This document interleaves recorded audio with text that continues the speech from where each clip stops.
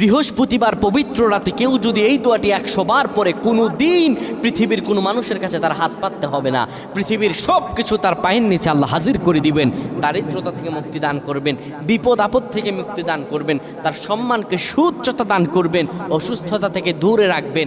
আল্লাহর অশেষ দয়া ও রহম তাকে দান করে দিবেন। সুবহানাল্লাহ। বৃহস্পতিবার রাত এটি গুরুত্বপূর্ণ রাত। এই রাত সপ্তাহে একদিন আসে। আরবিতে রাত আগে আসে, দিন পরে আসে। সুতরাং বৃহস্পতিবারের যে দিন গিয়ে রাত, এটি বৃহস্পতিবার রাত নয়, এটি শুক্রবারের রাত, এটি জুমাবারের রাত, এটি দোয়া কবুলের রাত, আল্লাহর কাছাকাছি হওয়ার রাত। সুবহানাল্লাহ। এই বৃহস্পতিবার রাত আল্লাহ তাআলা বান্দার দোয়া কবুল করেন।